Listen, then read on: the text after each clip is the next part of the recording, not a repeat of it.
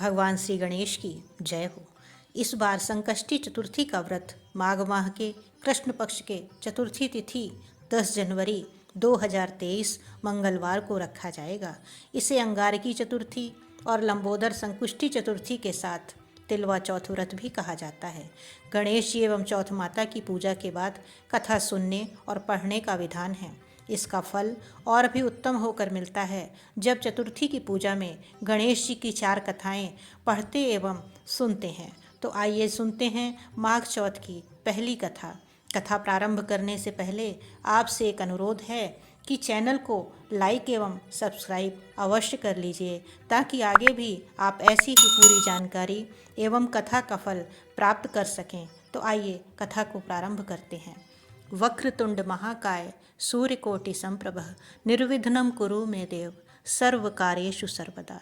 गजाननं भूतगणादिसेवितं कपितजम्बूफलचारुभक्षणं उमासुतं शोकविनाशकारकं नमामि विघ्नेश्वर पादपंकजं। श्री गणेश की जय हो। संकट चौथ की कथा। किस शहर में एक सेठ सेठानी रहते थे। उनके कोई संतान नहीं थी, इससे दोनों बहुत ही दुखी रहते थे। एक बार सेठानी ने पड़ोस की स्त्रियों को तिल चौथ का व्रत करते हुए देखा तो पूछा कि आप यह किसका व्रत कर रही हैं व इस व्रत को करने से क्या फल मिलता है। तब उन्होंने बताया कि इस व्रत को करने से धन वैभव पुत्र अमर सुहाग प्राप्त होता है, घर में सुख शांति का वास होता है। तब सेठानी बोली कि यदि मेरे पुत्र हो जावेगा तो मैं चौथ माता गणेश जी को 1.25 किलो तिलकुट्टा चढ़ा दूंगी। चौथ माता की कृपा से 9वें महीने पुत्र की प्राप्ति हो गई, पर वह चौथ माता को तिलकुट्टा चढ़ाना भूल गई। लड़का बड़ा हो गया और सेठानी को उसके विवाह की चिंता हुई तो उसने चौथ माता को 5.25 किलो का तिलकुट्टा बोल दिया। लड़के की सगाई अच्छे कुल वाली सुंदर सुशील कन्या से हो गई और लग्न मंडप में फेरे होने लगे। लेकिन भाग्यवश सेठानी फिर भी तिलकुट्टे का भोग लगाना भूल गई और इससे चौथ माता और गणेश जी कुपित हो गए। अभी 3 ही फेरे पड़े और चौथ माता ने लड़के को ले जाकर गांव के बाहर पीपल के पेड़ पर छिपा दिया। सब लोग अचंभे में रह गए कि एकाएक दूल्हा कहाँ चला गया। कुछ दिन बाद वह लड़की गणगौर पूजने जाते हुए उस पेड़ के पास से निकली तो पेड़ की कोटर में बैठा दूल्हा बोला, आवो मेरी अर्ध ब्याही नार आवो। तो वह भागी हुई अपने घर गई और अपनी माता को सब घटना कह सुनाई। यह समाचार सुनते ही सभी परिवारजन वहां पहुंच गए और देखा कि यह तो वही जमाई राजा हैं जिसने हमारी बिटिया से आधे फेरे खाए थे और उसी स्वरूप में पीपल पर बैठे हैं। तो सभी ने पूछा कि आप इतने दिनों से यहाँ क्यों बैठे हो, इसका क्या कारण है। जमाई राजा बोले, मैं तो यहाँ चौथ माता के गिरवी बैठा हूँ। मेरी माता से जाकर कहो कि वह मेरे जन्म से लेकर अभी तक के बोले हुए सारे तिलकुट्टे का भोग लगाकर और चौथ माता से प्रार्थना करके क्षमा याचना करें जिससे मुझे छुटकारा मिले। तब लड़के की सास ने अपनी समधन को जाकर सारा हाल सुनाया। तब तो दोनों समधनों ने 1.25 मण का तिलकुट्टा गणपति भगवान व चौथ माता जी को पूजन करके भोग अर्पण करके क्षमा याचना की। तो चौथ माता ने प्रसन्न होकर दूल्हे राजा को वहां से लाकर बैठा दिया। वहां वर वधू के साथ फेरे पूरे हुए और वर वधू सकुशल अपने घर के लिए विदा हुए। चौथ माता की कृपा से दोनों परिवारों में खुशहाली छा गई। हे चौथ माता, जैसा उस लड़के के साथ हुआ वैसा किसी के साथ ना हो और कोई भी भगवान को बोला हुआ प्रसाद चढ़ाना ना भूले। दूसरी कथा संकटी चतुर्थी पर इस तरह से है। 2 देवरानी जेठानी थीं।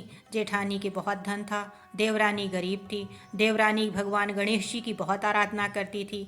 वह अपनी जेठानी के घर रोज आटा पीसने के लिए जाती थी।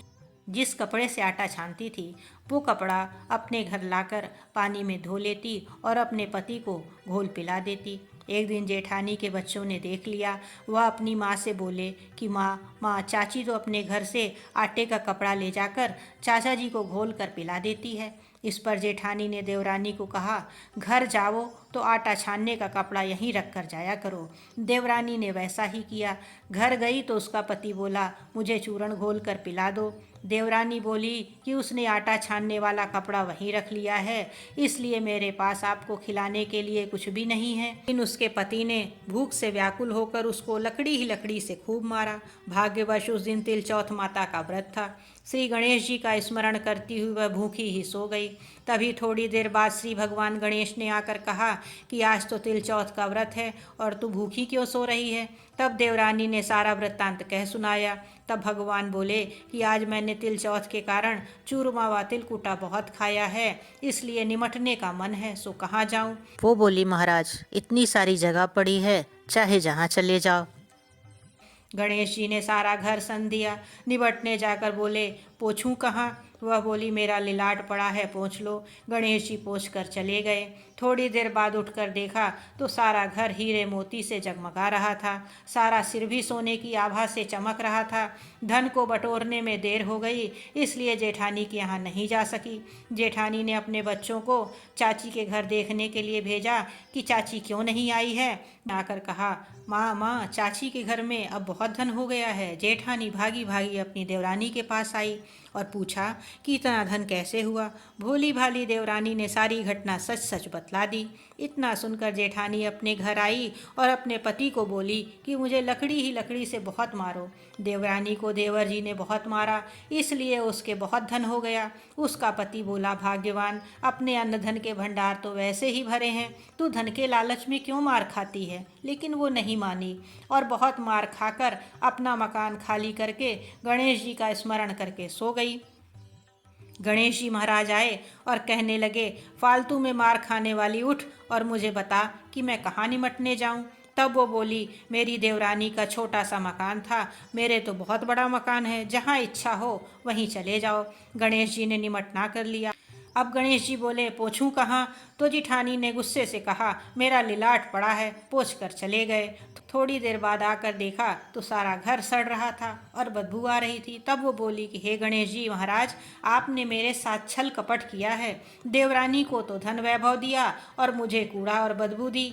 गणेश जी आए और बोले, तूने धन के लालच में मार खाई। जेठानी क्षमा याचना करने लगी, हे गणेश भगवान, मुझे तो धन नहीं चाहिए, सब पहले की तरह कर दो।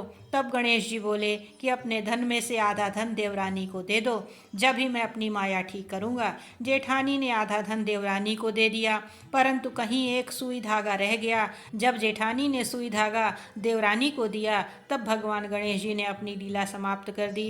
रिद्धि सिद्धि के दाता गणेश जी भगवान, जैसा आपने जेठानी के साथ किया वैसा किसी के साथ नहीं करना। जैसे देवरानी के भंडार भरे वैसे सभी के भरना।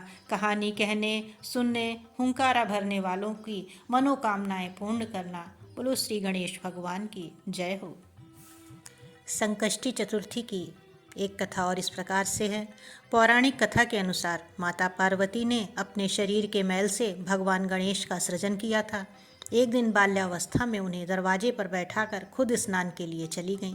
माता पार्वती ने जाते वक्त भगवान गणेश से कहा कि वे किसी को भी अंदर आने ना दें, लेकिन इस दौरान भगवान शिव वहां पहुंच गए। माता पार्वती ने गणेश जी को आदेश दिया था कि किसी को भी अंदर नहीं आने दिया जाए, इसलिए गणेश जी ने भगवान शिव को अंदर नहीं जाने दिया, द्वार पर ही उन्हें रोक दिया।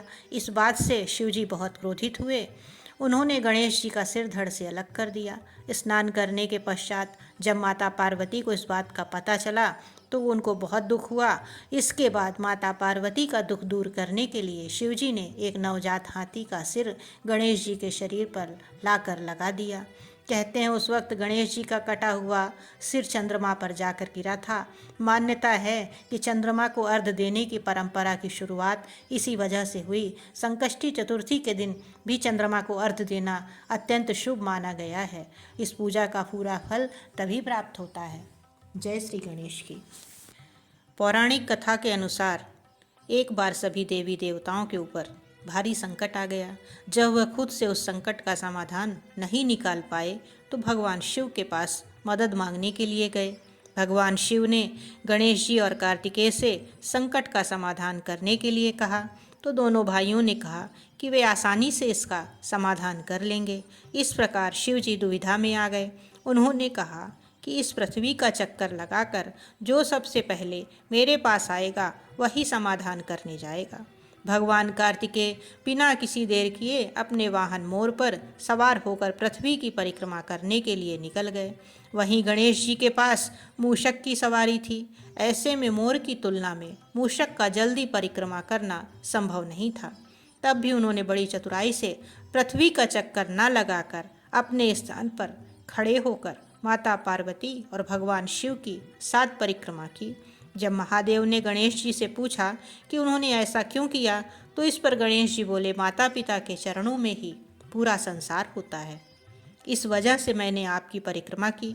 यह उत्तर सुनकर भगवान शिव और माता पार्वती बेहद प्रसन्न हुए और उन्होंने देवताओं का संकट दूर करने के लिए गणेश जी को चुना। इसी के साथ भगवान शिव ने गणेश जी को यह आशीर्वाद भी दिया कि जो भी चतुर्थी के दिन गणेश पूजन कर चंद्रमा को जल अर्पित करेगा, उसके सभी दुख दूर हो जाएंगे, साथ ही पाप का नाश और सुख समृद्धि की प्राप्ति होगी। बोलो श्री गणेश भगवान की जय हो। इसी के साथ हम आपसे आज विदा लेते हैं और आगे भी इस तरह की पौराणिक एवं धार्मिक कथाओं को सुनने के लिए चैनल को लाइक एवं सब्सक्राइब अवश्य करें।